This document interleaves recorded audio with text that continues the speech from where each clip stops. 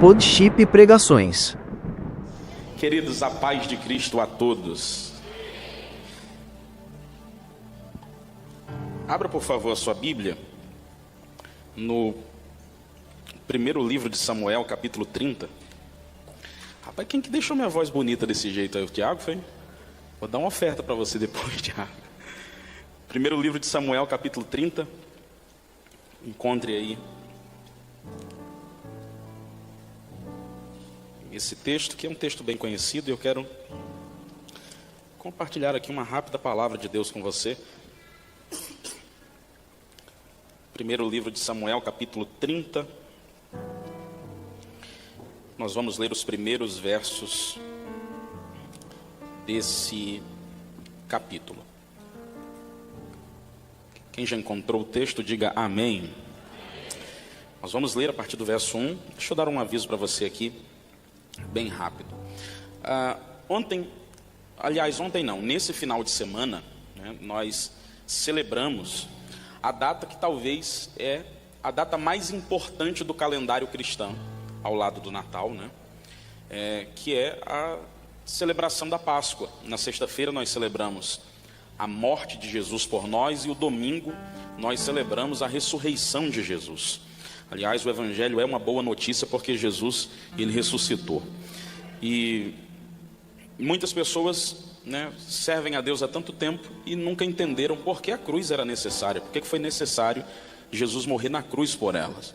Talvez você é uma dessas pessoas que já cantou muitos hinos sobre a cruz, toma a ceia há tantos anos, e você não sabe responder se alguém te perguntar por que foi necessário que Jesus tivesse morrido por você. Por que Deus não é como nós? Nós, quando somos ofendidos por alguém, perdoamos quem nos ofendeu, colocamos uma pedra no assunto e vida que segue. Só que Deus não varreu o nosso pecado para debaixo do tapete. Jesus precisou morrer na cruz por nós, para que hoje nós estivéssemos aqui. E eu tenho um livro aqui que pode abençoar muito a sua vida e te ajudar a entender o Evangelho com muito mais profundidade. O título dele é uma pergunta: por que a cruz era necessária? Esse livro, eu vou fazer uma promessa a você, ele vai mudar a forma como você lê o Novo Testamento, porque os principais temas do Novo Testamento estão explicados aqui de uma forma muito prática. Não apenas isso, um segundo livro que eu tenho aqui é o livro do Apocalipse, explicado capítulo por capítulo. Toda vez que surge alguma notícia aí de alguma coisa na economia, na política, em algum terremoto ou alguma coisa do tipo, você vai ver muita coisa sensacionalista na internet, né, vinculando ao fim dos tempos. Hoje o mundo anunciou a morte do Papa, e aí meu telefone já começou logo cedo apitando lá com muita mensagem das pessoas perguntando para mim se isso tinha alguma relação com o fim dos tempos. E talvez você é uma dessas pessoas que quer entender a palavra de Deus, quer estudar, por exemplo, o livro do Apocalipse, tem uma série de dificuldades porque não tem nenhum livro bíblico aí confiável, que não é sensacionalista, que não é técnico, que é prático. Esse livro é um livro para você que quer aprender a mensagem do livro do Apocalipse. É uma linguagem prática, simples, mas ao mesmo tempo profunda, acessível, que vai tirar todas as tuas dúvidas a respeito dos eventos do fim e desse livro também. Quando o culto terminar, esse material vai estar ali fora, tá bom? Primeiro livro de Samuel, capítulo 30, a palavra de Deus diz assim: quando Davi e seus soldados chegaram a Ziclag no terceiro dia, os amalequitas tinham atacado o Neguebe e incendiado a cidade de Ziclag. E eles levaram como prisioneiros todos os que já estavam, as mulheres, todos os que lá estavam, as mulheres, os jovens, os idosos, e a ninguém mataram, mas levaram consigo quando prosseguiram seu caminho. Ao chegarem a Ziclag, Davi e os seus soldados encontraram a cidade destruída pelo fogo e viram que suas mulheres e seus filhos e suas filhas tinham sido levados como prisioneiros. Então Davi e seus soldados choraram em alta voz até não terem mais força. As duas mulheres de Davi também tinham sido levadas, Ainoã e Jezreel e Abigail, de camelo, a que fora a mulher de Nabal. Davi ficou profundamente angustiado pois os homens falavam em apedrejá-lo. Todos estavam amargurados por causa dos seus filhos e de suas filhas. Davi, porém, se reanimou no Senhor, seu Deus. Então Davi disse ao sacerdote Abiatar, filho de Aimeleque: traga-me o colete sacerdotal. E Abiatar o trouxe a Davi, e ele perguntou ao Senhor: devo perseguir esse bando de invasores? Irei eu alcançá-los? E o Senhor respondeu: persiga-os, é certo que os alcançará e conseguirá libertar os prisioneiros. Quantos podem dizer amém por isso? Houve um tempo na vida de Davi que ele estava sendo tão perseguido por Saul que ele precisou fugir de Jerusalém, pois ele entendeu que Jerusalém já não era mais um lugar seguro para ele. E Davi cometeu um grande erro. Ele buscou refúgio na terra dos filisteus, pensando que lá estaria seguro das mãos de Saul. A Bíblia diz então que ele foi habitar em uma cidade chamada Ziclag. Essa cidade pertencia ao território dos filisteus, e Davi estava ali buscando proteção como um refugiado. Só que vivendo em Ziclag, Davi cometeu uma série de erros, inclusive o erro de suplantar a sua própria identidade. Quando os filisteus questionavam por que é que Davi e seus homens estavam ali, e eu quero que você lembre que Davi foi aquele homem que matou o principal herói dos filisteus, né, que era Golias. Davi respondia que agora ele era um deles, e assim ele foi maquiando a sua identidade para poder permanecer no território dos filisteus. Em um desses dias, Davi havia se ausentado de Ziclag, e ele ficou alguns dias fora dessa cidade, e quando ele retornou, ele teve uma grande surpresa. Um exército inimigo, o exército dos amalequitas, havia entrado em Ziclag, destruído completamente a cidade, colocado fogo em tudo, e eles atacaram o povo de Deus que estava com Davi, porque Davi não estava só, com ele haviam cerca de 400 homens, mais as suas famílias. E essa batalha em Ziclag tem muito a nos ensinar acerca da forma de como o diabo ataca o povo de Deus e quais são as áreas que ele tem em mente quando ele nos ataca. Eu quero destacar aqui nesse texto pelo menos 5 áreas que o diabo sempre vai tentar atacar no meio do povo de Deus quando ele desfere os seus ataques contra nós. A primeira área que o diabo ataca em nossas vidas, e eu não estou falando aqui em ordem de prioridade, mas a partir do texto que nós lemos, são as nossas finanças. As finanças do povo de Deus são um alvo para o diabo atacar. O texto diz, a altura do verso 16, que os amalequitas haviam levado todos os recursos que Davi, os seus homens e suas famílias tinham. Então as finanças são uma área que o inimigo costuma atacar, ou ele pelo menos pretende atacar no meio do povo de Deus. E essa história não é uma história isolada. Você vai ler, por exemplo, o livro de Juízes, e você vai perceber que diversas vezes o povo de Deus plantava, se preparava para uma colheita. Aqueles eram os recursos que eles tinham para passar aquele ano, e aí os inimigos iam lá, saqueavam tudo aquilo que Israel havia plantado, roubavam eles, atacavam as finanças deles, e eles ficavam em total e extremo miséria. Ainda hoje existem muitas pessoas cujas finanças muitas vezes são alvo do diabo em seus ataques. Irmãos, nós estamos vivendo num tempo tão difícil, principalmente nesse tempo de apostas online. Eu vi um dado esses dias que me deixou surpreso. Pasme você, mas existem cerca de 20 milhões de brasileiros atualmente que estão endividados por causa dessas bets aí da vida, dessas apostas online. Eu tenho certeza que você conhece alguém que já perdeu alguma coisa, ou que até perdeu a família inteira por causa de apostas online, por causa desses jogos de apostas esportivas. Um tempo desse atrás aí, eu estava num culto, né? E quando o culto terminou, eu fui abordado por um irmão. E esse irmão veio falar comigo e disse assim: pastor, eu queria contar um testemunho para você, uma bênção que Deus me deu, uma vitória que Deus me deu. Eu falei: rapaz, que coisa boa, conta aí, meu irmão, a tua vitória. E ele disse: pastor, eu estou desempregado, sabe? E eu estou precisando assim muito que Deus me abra uma porta. E aí Deus está mandando a providência, né, diariamente ali, daquilo que eu preciso. E eu fiz um propósito com Deus, pastor, nessa semana. E eu disse: Senhor, se o Senhor me ajudar, se o Senhor me fazer aí ganhar algum dinheiro que eu não estou esperando, eu vou dar mais do que o dízimo. Senhor, o dízimo é 10%, eu vou dar 20%. 20%. E eu estou animado lá ouvindo a história dele. Aí ele diz: pastor, aí na hora eu tive uma iluminação. Era rodada do Campeonato Brasileiro. Eu peguei um dinheirinho que eu tinha, apostei no Flamengo. O Flamengo ganhou. Pastor, ganhei R$ 2.500. Eu falei: rapaz... E ele está me contando isso como um testemunho, né? Você está rindo aí, eu nem vou te contar o que foi que eu falei para ele.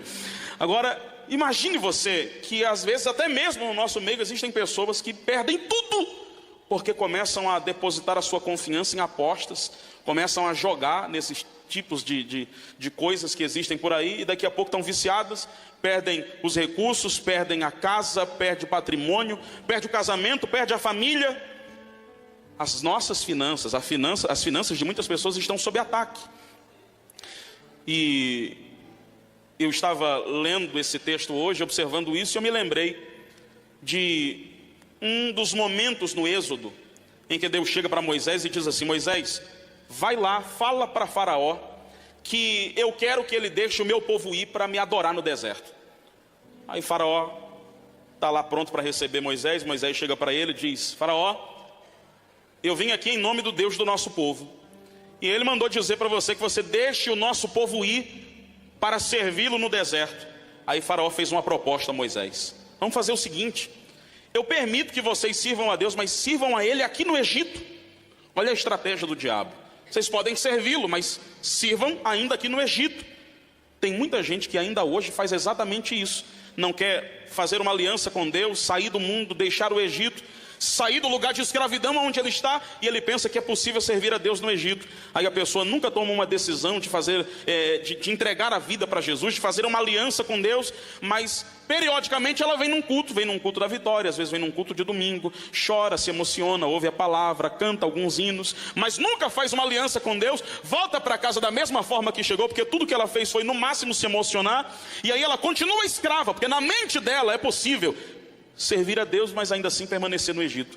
Aí Moisés olhou para Faraó e disse assim: de forma nenhuma, o que Deus falou para mim é que ele não vai aceitar isso. Você vai ter que deixar o nosso povo sair daqui e servi-lo no deserto. Aí Faraó replicou com Moisés: então vamos fazer o seguinte, eu deixo vocês ir, mas vocês não vão muito longe, vocês ficam aqui nas fronteiras do Egito, porque essa também é uma estratégia do diabo.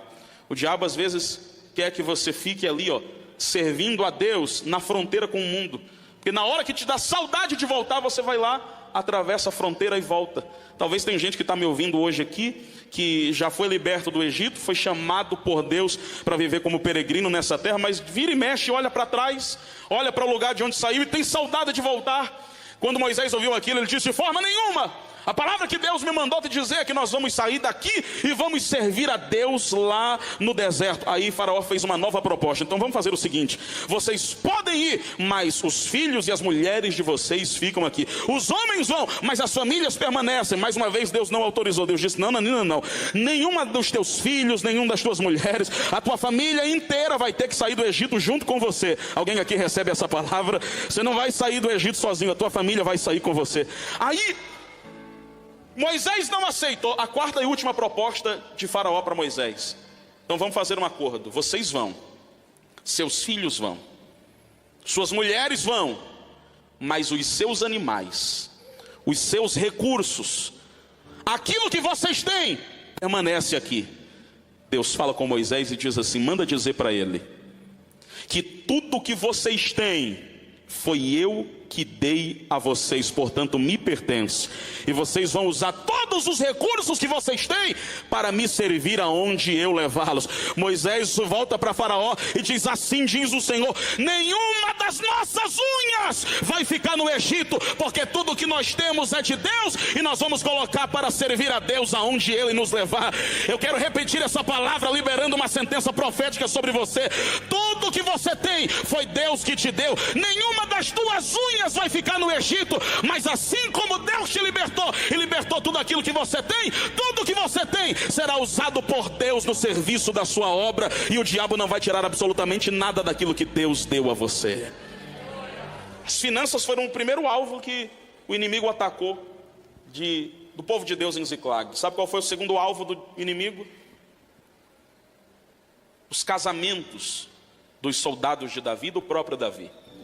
Porque o texto que nós lemos diz que não apenas os recursos, mas eles levaram também as mulheres. O casamento é talvez o principal alvo do diabo quando ele decide atacar alguém, principalmente quando ele decide atacar o povo de Deus. Irmãos, existem dados alarmantes sobre isso. Aqui no Brasil, atualmente, mais de 47% dos casamentos acaba terminando em divórcio. Você consegue imaginar isso? Existem países no mundo que esse dado já ultrapassou a margem dos 50%. Você tem noção do que, você tem noção do que é a cada 100 casamentos acabar 50? Houve um tempo em que, quando você via um casamento assim que tinha 15 anos, 20 anos, você dizia, nossa, aí agora sim, até que a morte os separe. Mas hoje você está vendo aí casamentos com 30 anos acabando. A gente tem mais de 30 anos de casado, vai lá e joga tudo para cima, desiste da família, vai embora. E o que é pior, eu vi um dado recentemente que o número de divórcios dentro da igreja já é semelhante ao número de divórcios fora dela. O diabo está atacando ferozmente as famílias, os casamentos. E há uma razão para isso. Sabe por que o diabo ataca tanto o teu casamento? Porque em primeiro lugar a Bíblia diz que Deus odeia o divórcio. Em segundo lugar, o diabo ataca tanto o teu casamento porque o casamento é santo. A Bíblia diz que ele ilustra o relacionamento entre Cristo e a igreja. Você tem noção, meu irmão, da seriedade do que é um casamento? Sabe por que o teu casamento é tão alvo de ataques do diabo para destruí-lo? Porque quando o diabo ataca um casamento, ele não está atacando apenas duas pessoas, ele está atacando toda uma geração. Você tem noção da tragédia que é para uma família um divórcio? O que isso pode representar para o desenvolvimento de uma criança? E eu sei que tem gente que está me ouvindo hoje aqui, que talvez a sua família está sob ataque, o seu casamento também está sob ataque. Mas eu quero liberar uma palavra de Deus sobre você. Aqui nessa igreja, nós veremos essa igreja, os índices aqui serem frustrados. Os casais aqui dessa igreja não vão replicar os índices e números que nós estamos vendo aí fora. Você casou e vai permanecer casado até que a morte os separe, ou até que o arrebatamento os leve. Eu quero declarar em nome de Jesus que a tua família não vai ser frustrada. A tua família é uma bênção nas mãos de Deus, e por meio da palavra de Deus, pelos ensinos que você está recebendo aqui, e pelo poder da oração, o teu casamento vai estar blindado e você vai permanecer casado em nome de Jesus. Há uma terceira área que os inimigos tentaram, ou melhor, tocaram de Davi e o seu grupo, os filhos. O texto diz que além de levar as mulheres, eles levaram também os filhos e filhas. Os filhos do povo de Deus, nesse texto, estão sob ataque. E eu tenho certeza que você que está me ouvindo aqui sabe exatamente o que é isso. Sabe o que é ver o teu filho sob ataque. Irmão, o diabo não vai esperar o seu filho crescer, ficar adulto, para ele começar a investir nele. Muito pelo contrário. Desde a sua primeira idade, o diabo vai começar a investir contra a tua família e contra os teus filhos. A minha esposa está grávida, você sabe disso. E a minha neném já ouve. Já consegue ouvir, já consegue. Inclusive eu acho que ela já conhece até minha voz, porque quando eu estou falando perto dela aqui, ela pula. Mostra aí, filha, que eu não estou mentindo. Pula para eles verem aí. Desde que a audição da minha filha estava formada e ela começou a ouvir, eu comecei a ler a Bíblia para ela antes de dormir. Ela já tem a Bíblia dela. Pastor, mas que loucura, ela não está entendendo nada do que você está falando. Eu sei. Mas eu quero que o primeiro som que a minha filha se acostume seja o som da leitura da palavra de Deus. Não quero esperar que ela fique adulta para que eu possa começar a apresentar Jesus a ela. Tem uma coisa que a minha esposa falou para mim uma vez que nunca mais saiu da minha cabeça. Ela disse para mim, é nítido lá no departamento infantil, é nítido. Quando a gente está dando aula para as crianças, é nítido. As crianças que têm pais que fazem cultos domésticos com elas, e as crianças que os pais não fazem culto. Porque quando as professoras começam a ensinar as crianças que têm culto doméstico em casa, elas já conhecem essa história, já interagem, já falam, e outras ficam voando. É a primeira vez que estão ouvindo aquilo. Meu irmão, você não pode terceirizar a outros a responsabilidade de apresentar Jesus para os seus filhos. Você não pode pensar que essa responsabilidade é do pastor, é da tia lá do departamento infantil. Você é o sacerdote da sua casa. Você é a mulher que Deus levantou como uma profeta para apresentar Jesus para aquela família. Você não pode terceirizar essa responsabilidade a outros. Não espere o tempo passar para você tentar correr atrás do tempo perdido, porque os teus filhos estão sob uma mira. Tem uma série que viralizou recentemente agora, né? Eu tenho certeza que você já assistiu, né? O pastor recomendou para todos os pastores aqui assistirem a série Adolescência. Você assistiu essa série, né? Eu tenho certeza que sim. Se você não assistiu, ela é uma série que eu acho que tem apenas 3 capítulos. E o enredo da história é mais ou menos assim. Uma criança de apenas 13 anos, um adolescente de 13 anos, né? Ele, no primeiro capítulo, é preso sob a acusação de ter matado uma colega da escola. E até então todo mundo está com dúvida que isso seja verdade, porque ele não tem nenhum jeito de assassino. No capítulo 2, porém, uma grande surpresa: o garoto de fato matou a sua colega, e as causas são trazidas à tona. Ele sofria bullying, ele começou a consumir conteúdos que justificavam o seu fracasso com as garotas, colocando a culpa nas garotas, e aí ele toma ódio da menina, vai lá e mata ela. Mas no terceiro e último capítulo, há um longo diálogo entre os pais desse garoto. E os pais estão conversando, e num momento, uma fala da mãe dele me chocou demais. Ela disse assim: eu pensei que ele estava seguro, porque ele nunca saía de casa. Ele sempre estava trancado dentro do quarto. Então eu pensei que estava tudo bem. Aí o pai disse para ela assim: eu trabalhava tanto que eu não tinha tempo para conversar com ele, mas eu achava que estava tudo bem, porque ele nunca saía de casa. E o que eu estou querendo dizer com isso? Houve um tempo que, para atacar os nossos filhos, o diabo precisava tirá-los de casa. E os nossos pais ficavam preocupados há 15, 20 anos atrás, aonde é que a gente ia, com quem a gente ia, quem é que estaria lá. Só que hoje, para o diabo atacar os nossos filhos, ele não precisa mais tirá-los da nossa casa. Aliás, ele nem precisa tirá-los do quarto deles. Você precisa, meu irmão, abrir os seus olhos para aquilo que está acontecendo, às vezes debaixo do seu nariz, e você não consegue enxergar. Mas eu quero que você ouça essa palavra nessa noite. Deus não te deu os teus filhos para você perdê-los para o diabo. Os teus filhos são uma flecha nas mãos de Deus. Eles irão além daquilo que você já foi. Ao invés de trazerem alegria para o inferno, eles trarão prejuízo para o inferno e alegria para o céu. Quem aqui recebe essa palavra de que a sua família será uma bênção, levante as suas mãos e glorifique a Deus. A nossa família é um alvo do diabo, mas ela está nas mãos de Deus, e o nosso Deus é quem nos fará prosperar.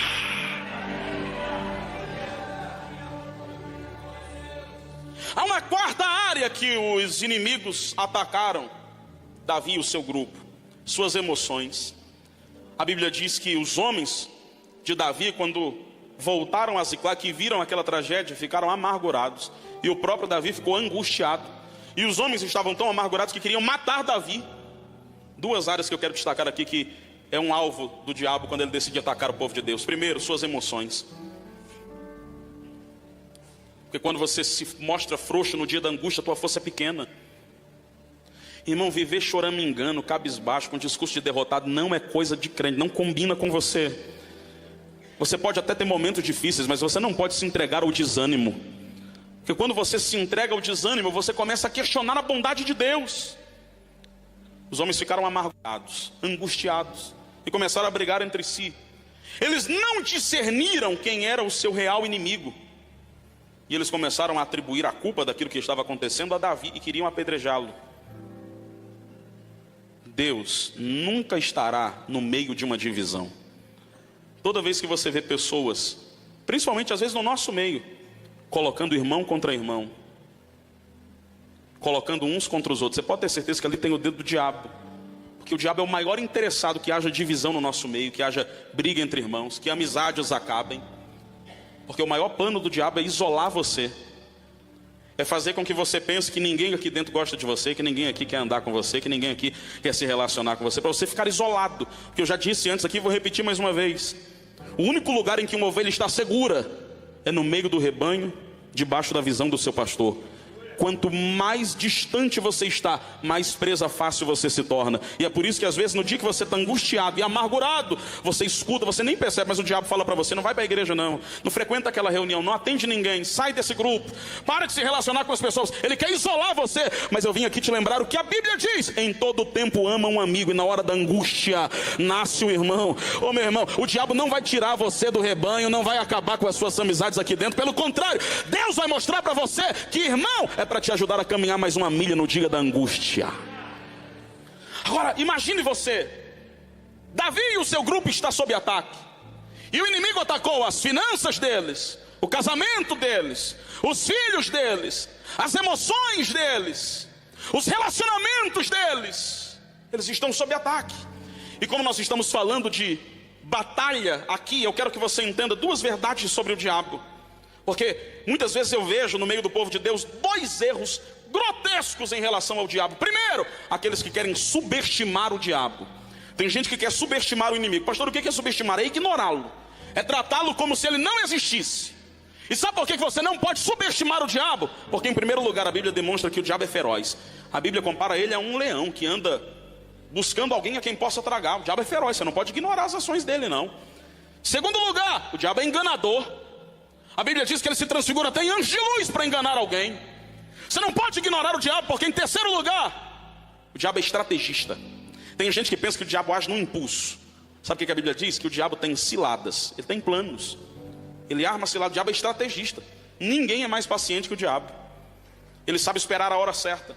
Então, ignorar o diabo é um erro, mas há um erro ainda talvez pior: é superestimá-lo.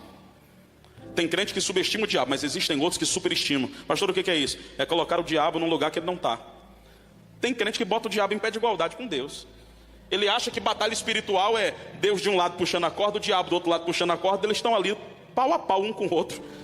Tem gente que pensa que o diabo é muito maior do que ele é. Eu conheci um crente, uma irmã que ela era assim. Ela saía do culto, né? Ela morria de medo. Se falasse o nome do diabo perto dela, meu Deus do céu. Uma vez ela voltando para casa, viu aqueles negócios que bota nas esquinas por aí. Quando ela viu, sem perceber, ela deu um pulo e fez isso aqui, ó. Tem crente que é assim, irmão. Tem medo do diabo, fica espantado se ouvir esse nome. Ô querido, deixa eu dizer uma coisa para você. O diabo é um cachorro amarrado aos pés da cruz. Ele não tem autonomia, ele só vai até onde Jesus dá corda. Você precisa entender que maior é aquele que está conosco do que aqueles que estão lá fora. Você não precisa colocar o diabo em pé de igualdade com Deus, pelo amor de Deus. Um dia, uns anos atrás, estava numa campanha de oração, de jejum. E depois de muitos dias, um dia eu estava saindo de casa para entregar o meu jejum. Estava indo comer um cachorro quente. Eu era um garoto, né? Eu estou aqui na rua de jejum, uma rua meio deserta, caminhando para o cachorro quente. Do outro lado da rua vem passando uma mulher. Quando a gente meio que se cruza, eu daqui, ela de lá, ela se manifesta do outro lado da rua, balança os ombros, dá um grito, uma gargalhada, olha para mim e começa a vociferar: eu te odeio, e um dia eu ainda vou destruir a sua vida. Eu olhei para ela, dei uma outra gargalhada e disse assim: Satanás, eu também te odeio, mas na minha vida você nem pode tocar e nem pode destruir, porque maior é aquele que está comigo do que é você e aqueles que estão contra mim. Meu irmão, eu estou contando isso aqui para que você entenda um princípio. O diabo tem fúria contra você, ele tem ódio de você, ele queria demais poder destruir você. E se ele pudesse, você não estaria aqui hoje. Ele já teria virado o teu carro, ele já teria colocado uma doença sobre você, ele já teria matado você, já teria destruído você. E sabe por que você está de pé até hoje? Porque a tua vida não está entregue à sorte, a tua vida não está entregue ao acaso, a tua vida não está à deriva, a tua vida está nas mãos de Deus. E por mais que ele olhe para você com ira e o desejo dele seja destruí-lo, ele sabe que ele não pode, porque sobre você o sangue de Jesus está derramado, você está guardado nele. Nós entramos numa batalha já de posse de vitória. Não estamos aqui guerreando para saber se vamos vencer ou não. Eu vim aqui declarar sobre a sua vida que ainda que você esteja enfrentando uma batalha no teu casamento, contra os teus filhos, lá no meio das tuas finanças, nas tuas emoções, eu não sei qual é a área, mas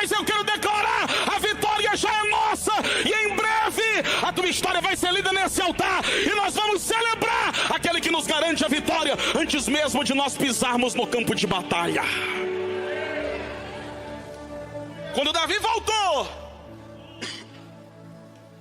e encontrou tudo aquilo, Davi tomou 3 atitudes, e aqui eu caminho para o final para a gente orar. Em primeiro lugar, o texto diz que Davi e aqueles homens se puseram a chorar. Chorar foi o primeiro passo que Davi deu para poder recuperar de volta tudo aquilo que o inimigo havia tomado dele. Talvez é isso que está te faltando. Talvez o teu problema seja que os teus olhos estão secos demais. Talvez está te faltando chorar pelo teu casamento. Eu não estou falando chorar por causa da crise no casamento, eu estou falando chorar pelo casamento. Você consegue entender a diferença? Eu não estou falando chorar por causa dos filhos, por causa do problema com os filhos. Eu estou falando chorar na presença de Deus pelos filhos. Eu não estou falando chorar porque você está com medo de não ter dinheiro para pagar a conta no próximo mês. Eu estou falando de chorar na presença de Deus pelos teus negócios. Você consegue entender a diferença? Talvez os teus olhos estão secos demais. Houve um tempo, e eu tenho pavor a saudosismo, tá? Tenho pavor a saudosismo. Eu quero crer sempre que Deus vai nos fazer viver ainda mais e melhor. Mas eu me lembro de um tempo, e às vezes eu tenho saudade de ver isso mais uma vez. Talvez você se lembre também, de que a maioria, porque tem muita gente que ainda faz isso, mas a maioria dos crentes, quando vinham para o culto, você lembra disso? Trazia a Bíblia com um lenço, porque sabia que ia chorar. Mas não sabia que ia chorar porque o pregador tal ia estar lá, porque o cantor tal ia estar lá. Sabia que ia chorar porque o coração era quebrantado na presença de Deus. Talvez hoje tem gente que começou a ter vergonha de chorar, porque alguém vai olhar para você e vai começar a se perguntar por que você está chorando. Vergonha do que alguém vai pensar sobre você se te ver de joelho dobrado, chorando, com as mãos levantadas. E talvez os teus olhos estão secos demais. Deus me trouxe aqui nessa noite para dizer para você: você precisa voltar a chorar na presença de Deus para poder recuperar aquilo que você perdeu. Houve um homem chamado William Bolt, ele foi líder de um grande movimento de evangelização. Um dia, Bolt enviou 2 missionários para um lugar, e um ano depois ele recebeu um contato desses missionários dizendo assim: nós queremos voltar. Esse lugar é muito difícil, ninguém se converte aqui. Já estamos aqui há 1 ano e até agora ninguém aceitou Jesus, e já empregamos todos os métodos que a gente aprendeu, a gente quer voltar. Esse lugar é infértil para o evangelho. Aí Bolt respondeu para eles: falta talvez ainda um último método. Eles perguntaram: mas que método? A gente já colocou tudo aqui que a gente já sabia. Bolt respondeu: você já experimentou chorar? Aqueles homens entenderam o recado. 6 meses depois, eles voltaram a fazer contato com Bolt dizendo: existe uma igreja firmada, crentes batizados, porque o método das lágrimas deu certo. Não há nada que possa resistir quando um crente chora na presença de Deus. A segunda coisa que Davi fez, além de chorar, foi se reanimar no Senhor. O texto diz: então Davi se reanimou no Senhor. Entenda, Davi não está se reanimando no fato de ter mais homens com ele do que haviam contra os amalequitas. Davi não está se reanimando no fato de que as armas deles eram mais poderosas do que os recursos dos amalequitas. Davi não está se reanimando em qualquer tipo de prospecção de vitória. Davi está se reanimando no Senhor. Você sabe o que significa se reanimar no Senhor? É entender e fazer de Deus a sua força. É colocar em Deus as suas expectativas de vitória. Ô meu irmão, talvez esse é o teu grande problema. Você confia demais no teu braço de carne. Você acredita demais no teu conhecimento. Você cria expectativa demais nas tuas estratégias. Mas para pensar comigo. Você já fez tudo como manda tudo, e até agora os teus recursos falharam, tuas estratégias falharam, teu conhecimento falhou. E talvez tudo isso seja para você entender que aquilo que Deus quer fazer na sua vida, Ele quer marcar como um milagre, para lá na frente você testemunhar e dizer: eu tentei com as minhas mãos e deu errado, outros tentaram me ajudar e nada aconteceu, mas quando Deus colocou a mão, o meu casamento foi restaurado, minha família ficou de pé, os meus negócios prosperaram. Oh meu Deus, fica de pé comigo, porque eu quero orar com você.